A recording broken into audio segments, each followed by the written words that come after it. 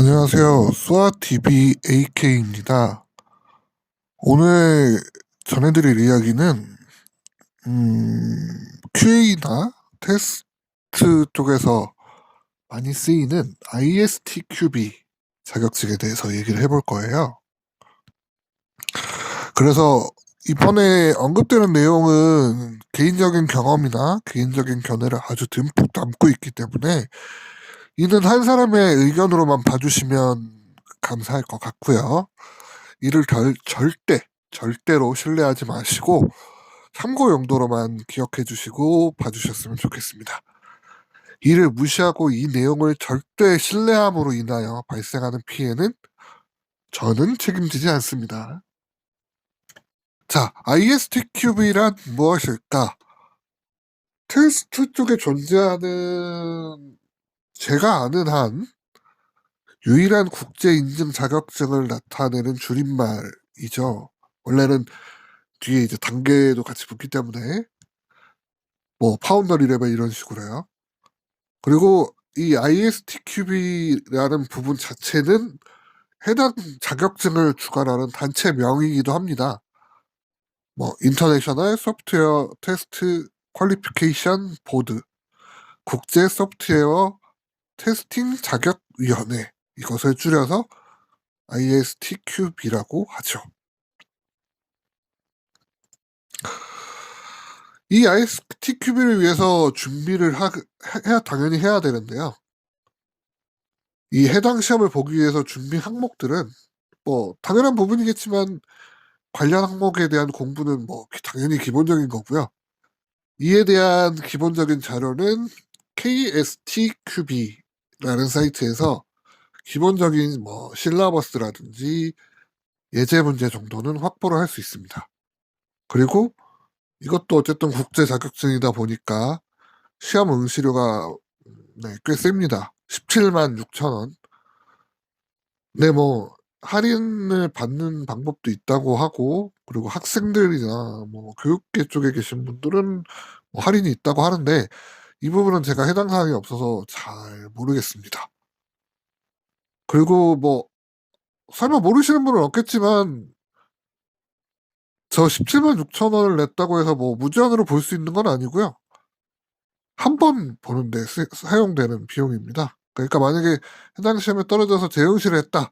그러면 저 비용을 한 번 더 내야 된다는 거죠.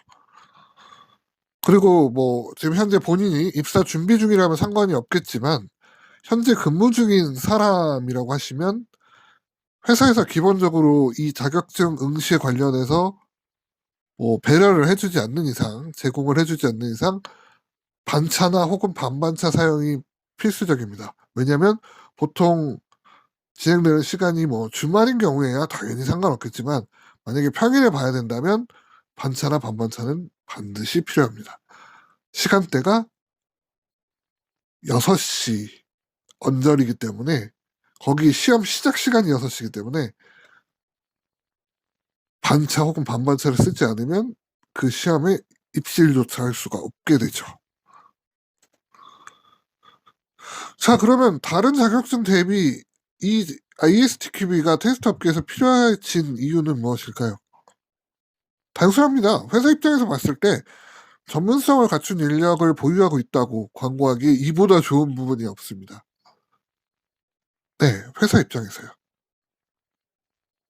왜냐면 그런 국제 자격증이라는 부분은 굉장히 어필하기 좋은 부분이거든요.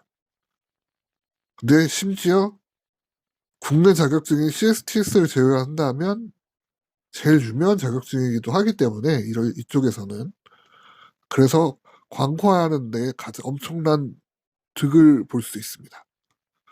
그리고 신규 입사를 원하는 그 분들 입장에서 봤을 때 아무것도 갖춘 것이 없는 것보다는 해당 자격증이 있다면 당연히 어느 정도 도움을 받을 수 있을 거라고 생각을 하기 때문에 이 자격증이 뭐 이래저래 필요해지고 또 수요가 올라가게 된 것이죠.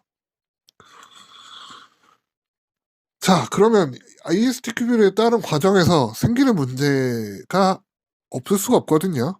특히 지금 이 화면에서 보여지는 내용은 이미 회사에 근무 중인 사람들, 그분들이 안고 갈 수 있는 문제들입니다. 첫 번째로 기존 업무량이 줄어들지 않는 상태에서 자격증을 위한 공부 시간을 따로 떼야 하는데 이로 인하여 수면 시간이나 개인 시간이 짧아지거나 없어지는 부분에 대한 보상이 없습니다. 예. 사실 기존에 근무 중인 분들 입장에서는 저 자격증이 그렇게 필수적이라고 느껴지지는 않습니다. 오히려 업무에 크게 도움이 안 된다고 느껴지시는 분들이 굉장히 많아요.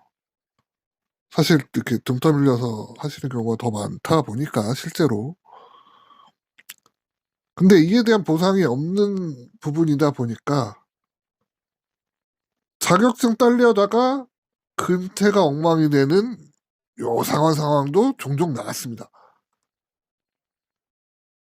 본인은 자격증을 따려고 잠 줄여가면서 공부하다가 뭐 막상 이제 정작 업무 시간에는 꼬박꼬박 졸아갖고 욕을 먹기도 하고요. 분명히 그 상사 입장에서는 이 사람이 자격증 공부를 위해서 공부 중이라는 걸 알고 있음에도 말입니다. 그리고 방금도 얘기했지만 회사적 광고를 위해서든 뭐 아니든 하여튼 해당 자격증을 따라고 은근히 강요하는 회사가 많습니다. 물론 이거는 회사마다 다를 수는 있습니다만 테스트가 주인 곳에서는 광고든 광고가 아니든 엄청나게 강요하는 경우가 많습니다. 물론 그렇다고 해서 뭐 안 한다고 다 돌리고 뭐 이러지는 않지만서도 이 강요하는 부분이 정말 그 사원들 입장에서는 압박이 굉장히 크거든요. 그리고 한 번만에 딴다면 크게 상관없겠지만 자격증을 한 번에 따지 못할 경우 이로 인해서 생기는 누적적인 금전적인 피해에 대해서도 아무런 보상이 없습니다. 당연하겠지만요. 어떻게 보면 보통 자격증을 한 번에 따게 되면 그 자격증에 대한 그 응시했을 때 들어갔던 비용과 뭐 회사에 따라서는 거기에 이제 추가금까지 더해서 주는 경우가 있습니다. 하지만 그거는 어디까지나 땄을 때 이야기고요.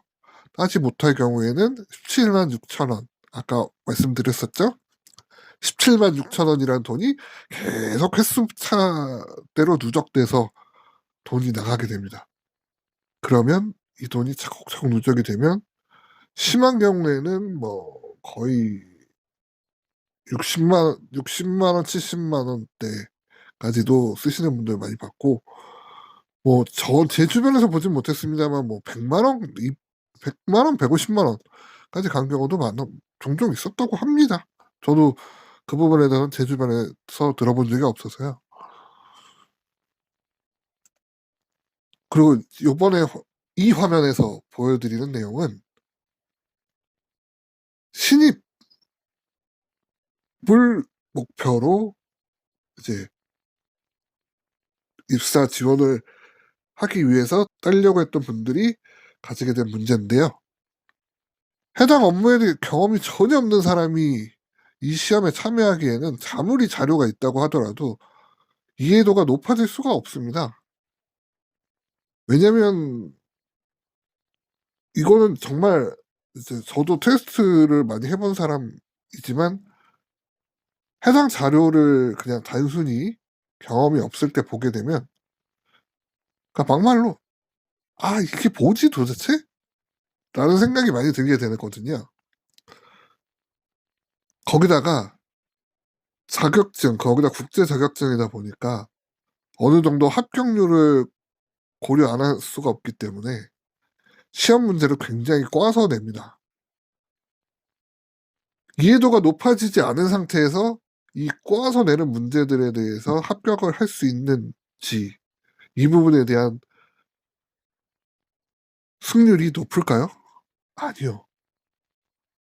대체적으로 신규 입사자 분들을 보면 ISTQB를 알고 있으면서도 안 따고 들어오는 경우가 거의 대부분입니다. 물론 이제 회사에 들어오고 나서 따게 되면 보상도 있기 때문에 그걸 노리고 하시는 분들도 있지만 대부분은 엄두가 나지 않기 때문에 아예 시험에 대해서 그 시험의 존재에 대해서 알고 있었음에도 시험을 보지 않고 입사부터 하게 되는 경우가 생기죠. 그러면 입사에 도움을 받는다라는 앞서 그 정의는 사실 크게 의미가 없어지게 되는 거기도 하고요. 그리고 여기도 이제 앞서 그 직원분들과 똑같은 얘기지만 한 번만에 딴다면 크게 상관없겠지만 자격증을 한 번에 따지 못할 경우에 이는 금전적인 피해에 대해서 아무것도 보상이 없습니다. 직원이 아니기 때문에 이 부분은 더 크게 다가올 여지가 있습니다. 왜냐? 직원은 그래도 최소한 1회에 관해서는 보상을 받을 수도 있습니다. 거의 대부분 보상을 해줘요. 거의 대부분의 회사에서. 이거를 이제 요구하는 회사에서는. 근데 아직 입사 전이란 말이죠. 그러면 이 부분에 대해서 보상을 받을 수도 없습니다. 합격을 한다고 해서. 합격하고 입사한다고 해서 그거에 대해서 보상을 주진 않아요.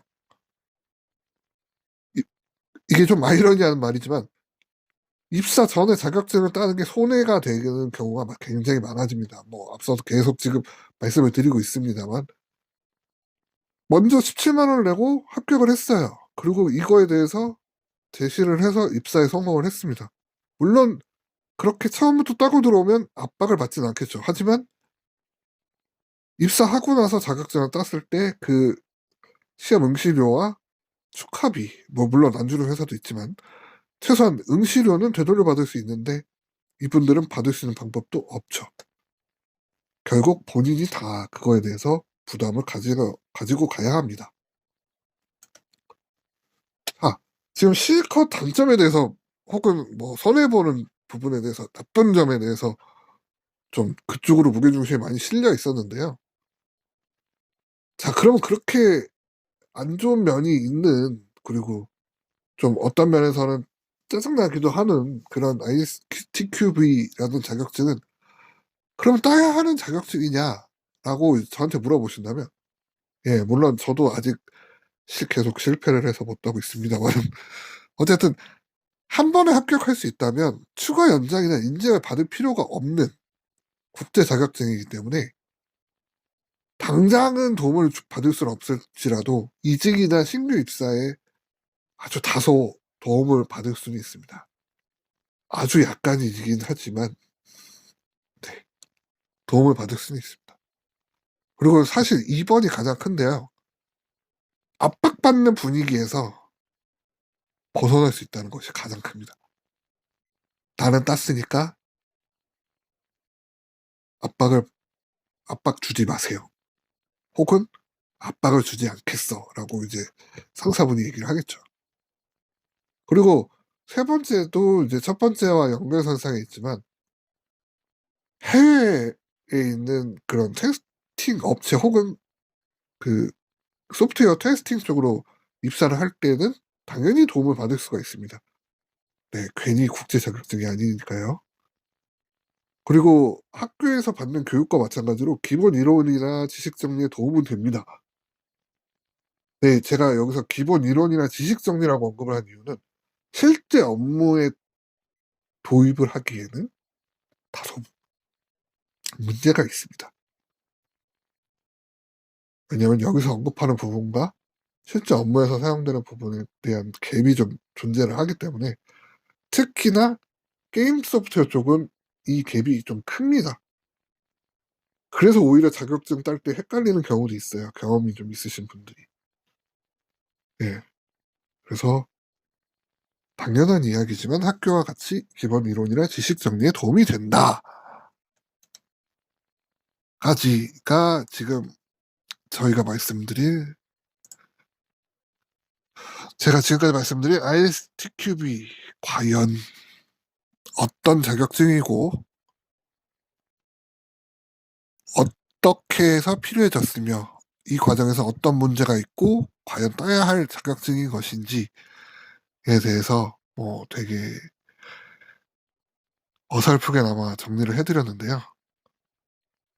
이 부분에 대해서 혹시나 당연히 반론의 여지나 반박하실 여지도 있고 또 궁금하신 부분이 있을 수도 있어요. 이 부분에 대해서는 언제나 댓글을 달아주시면 이에 대해서 답변을 최대한 드릴 수 있도록 노력을 하겠습니다. 하지만 앞서서 주의에서도 말씀드렸지만 여기서 언급되었던 내용은 제 경험이나 혹은 제 견해로 인해서 발생되는 부분이기 때문에 이는 절대 신뢰하지 마시고 참고 용도로만 기억해달라고 처음부터 말씀드렸습니다. 그렇기 때문에 반박, 그러니까 명백한 팩트를 기반으로 하는 반박이나 혹은 뭐 이 내용은 좀 안 맞는 것 같습니다라는 비판은 가능하겠지만 의미 없는 비난, 의미 없는 악플 이런 부분에 대해서는 사전 언급 없이 무조건 다 삭제 처리할 테니까요. 이 부분에 대해서도 꼭 참고 부탁드리겠습니다. 네, 감사합니다. AK였습니다.